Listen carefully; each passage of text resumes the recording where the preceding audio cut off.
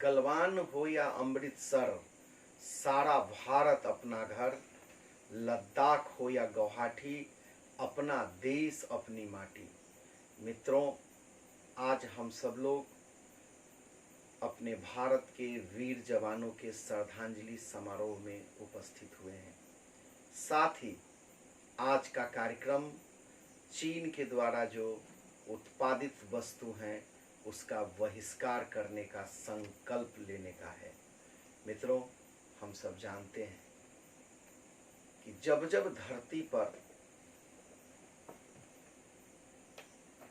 राक्षस के द्वारा मानव जाति के ऊपर संकट लाया जाता है, तब तब धरती के ऊपर कोई न कोई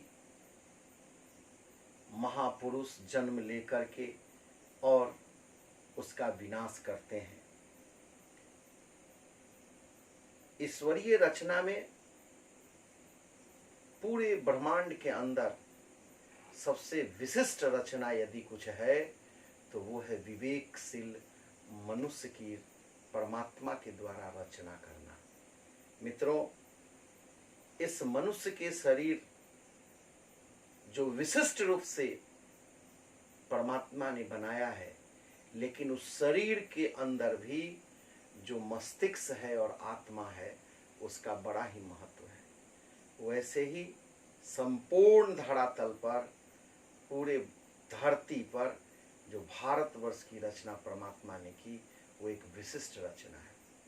जैसे शरीर की रचना विशिष्ट है, वैसी भारत की रचना भी विशिष्ट है। लेकिन शरीर में जैसे मस्तिष्क और आत्मा का स्थान सर्वोपरि है, वैसी भारत में भी अपने बिहार का स्थान सबसे महत्वपूर्ण है।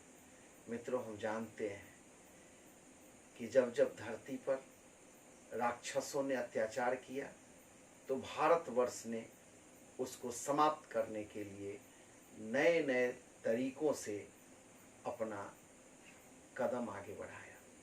जिस समय लंका के अंदर रावण का अत्याचार हो रहा था, तब भारत भूमि में बिहार के ही सीतामढ़ी में माता जानकी का जन्म हुआ और माता जानकी के कारण से ही लंका का विनाश हुआ।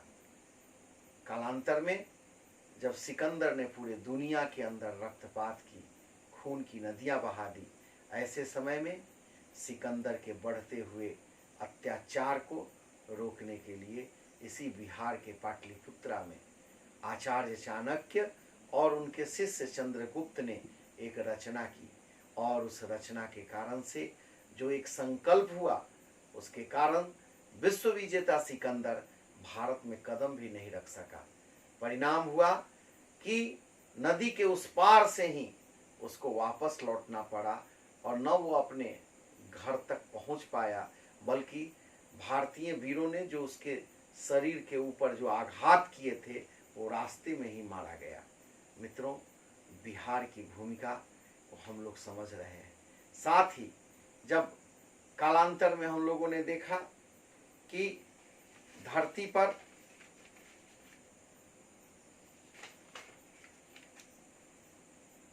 जब औरंगजेब का शासन हुआ, मुगलों ने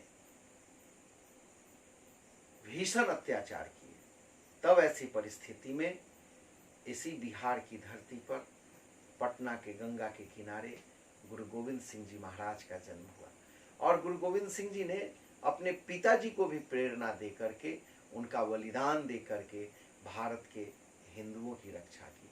उनके 4 पुत्र अजीत सिंह, जुझार सिंह और फतेह सिंह जोरावर सिंह, इन चारों बालकों ने सनातन धर्म की रक्षा के लिए अपना बलिदान दे दिया।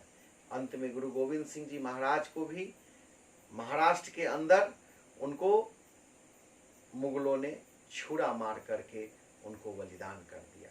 मित्रों, बिहार की धरती पर अगर गुरु गोविंद सिंह का जन्म न होता तो शायद जो कहावत है कि बात कहूँ न अब की, न बात कहूँ तब की, गुरु गोविंद सिंह न होते तो सुन्नत होती सबकी।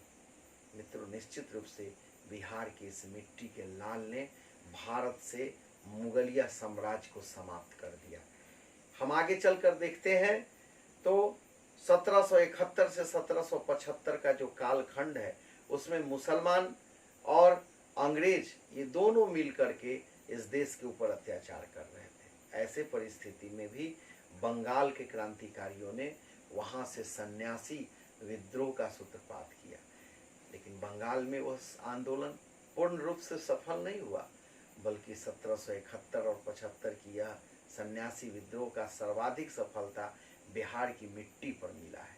मित्रों, आगे देखें हम 1857 में जब भारतीय स्वतंत्रता संग्राम का शंखनाद किया गया, तो उस समय में बाबू वीर कुंवर सिंह के नेतृत्व में बिहार के अंदर जो क्रांति की शुरुआत हुई वह निश्चित रूप से कहा जा सकता है कि स्वतंत्रता संग्राम की वह पहली कदम था, जिसकी परिणति 90 वर्ष के बाद भारत की आजादी मिली है। 1857 के बाद जब इस देश के अंदर महात्मा गांधी जी का प्रादुर्भाव हुआ, तो सबसे पहले बिहार के अंदर ही महात्मा गांधी जी को चंपारण की धरती पर निमंत्रण दिया गया और वे आए।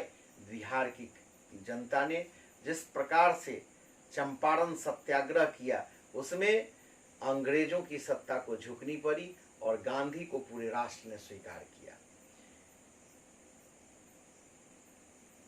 आजादी के प्राप्त होने के एक वर्ष पहले 16 अगस्त 1946 को जब मोहम्मद अली जिन्ना ने कहा था कि मुझे मुसलमानों के लिए अलग राष्ट्र चाहिए और महात्मा गांधी जी ने इसको अस्वीकार किया था, उस समय भी जब सीधी कार्रवाई की धमकी दी गई और 16 अगस्त 1946 को जब मार काट मचाई गई, तो दो क्षेत्र, भारत का पूर्वी क्षेत्र और पश्चिम के अंदर जो रावलपिंडी से लेके मुल्तान से लेके सिंध से लेकर ये तमाम जगहों पर जो मुसलमानों के द्वारा अत्याचार हुए, 20 लाख हिंदू को गाजर मूली की तरह काट डाला गया, जिसमें से उसका एक बड़ा हिस्सा बांग्लादेश जो आज का है, उन दिनों का वह पूर्वी पाकिस्तान था। ये दोनों हिस्सों में 20 लाख हिंदू को मार डाला गया। ऐसी अवस्था में देश के अंदर एक भारी संकट था कि भारत का जो मूल है हिंदू समाज, ये कैसे बचेगा। तब जाकर के बिहार के अंदर सबसे पहले क्रांति हुई और बिहार के छपरा, फुलवरिया, मुंगेर, जहानाबाद ऐसे स्थानों पर लोगों ने सशस्त्र विद्रोह किया। परिणाम ये हुए कि पूर्वी पाकिस्तान के अंदर दंगे बंद हो गए और भारत का सनातन धर्म बचाया जा सका। मित्रों, आज़ादी के बाद भी जब श्रीमती इंदिरा गांधी जी ने आपातकाल लागू करके लोकतंत्र का गला घोटा था, तब ऐसे समय में जयप्रकाश नारायण जी ने लोकतंत्र बचाने का आंदोलन शुरू किया, लेकिन उस आंदोलन में सफलता मिली बिहार से।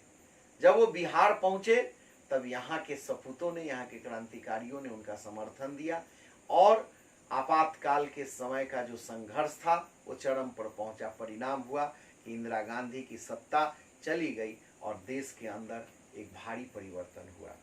आगे हम देखेंगे श्री राम जन्मभूमि का आंदोलन। उस आंदोलन के अंदर हम लोगों ने देखा कि 450 वर्षों से जो मुगल सत्ता ने अयोध्या के ऊपर राम जन्मस्थान को तोड़कर जो बाबर के नाम का ढांचा खड़ा था, उससे मुक्ति के लिए 76 बार युद्ध हुए। हम लोग गीत गाते थे, 76 बार हुए थे हमले, ईंटें कितनी बार गिरी, जन्मभूमि की रक्षा करने बलिदानों की होड़ लगी। मेरे मित्रों, 76 बार के इस संघर्ष में 4 लाख हिंदुओं का बलिदान हो गया, लेकिन राम जन्मभूमि पर सफलता तब मिली जब पूरे देश के संत महात्माओं ने विश्व हिंदू परिषद के नेतृत्व में एक आंदोलन खड़ा किया और उसमें बिहार ने अगुवा का काम किया। बिहार के अपने दलित समाज के लोग, पिछड़े समाज के लोग, अग्रणी समाज के लोग एकात्म होकर अयोध्या की ओर चल पड़े। परिणाम हुआ कि अयोध्या के अंदर जो परिंदा भी पर नहीं मार सकता है ऐसा कहने वाले सरकार जो है वो खड़ी रह गई और ढांचे के ऊपर भगवा झंडा फहरा दिया गया। परिणाम ये हुआ कि एक समय ढांचे को भी जाना पड़ा और जो वहाँ का शिलान्यास का कार्यक्रम हुआ, उसका अवसर भी बिहार के क्रांतिकारी दलितों श्री कामेश्वर चौपाल जी को मिला। मित्रों, राम जन्मभूमि के बाद हम देखें तो इस देश में जितने भी युद्ध हुए हैं, चाहे वो 62 का युद्ध हो, 71 का युद्ध हो, 65 का युद्ध हो, कारगिल का युद्ध हो, अथवा मुंबई जैसे के अंदर जो आतंकी कार्रवाई हुई हो, इन सभी कार्रवाइयों में बिहार के मिट्टी में पैदा लेने वाले सिपाहियों ने, हमारी सेना ने बढ़ चढ़कर हिस्सा लिया और मुंह तोड़ जवाब दिया। आज हम देखते हैं इसी भारत माता के इस चैतन्य भूमि पर बिहार के अंदर से हमेशा भारत को बचाने के लिए क्रांतिकारियों ने अपना बलिदान दिया है।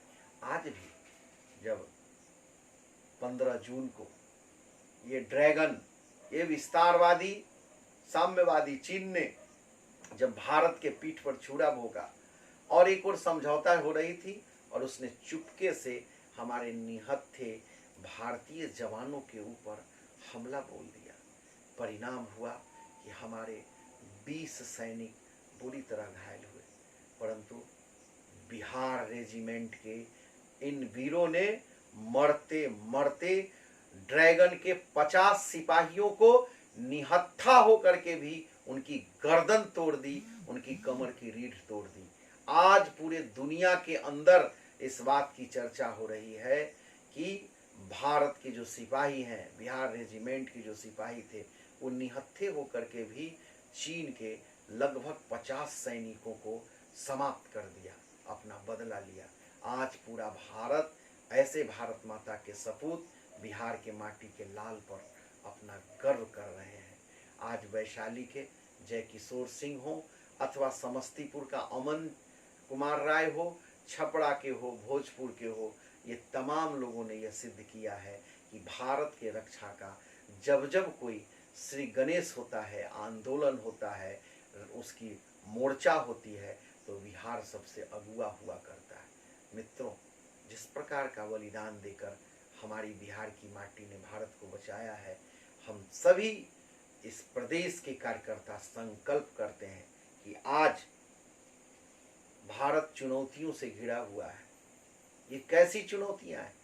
एक और माओवाद के नाम पर ये जो नक्सलाइट मूवमेंट चल रहा है, दूसरी ओर पाकिस्तान के द्वारा जो अरबी जिहादवाद चलाया जा रहा है, तीसरी ओर हमारे ही देश के अंदर ईसाई मिशनरियां आकर के हमारे लोगों का धर्मांतरण कर रही है।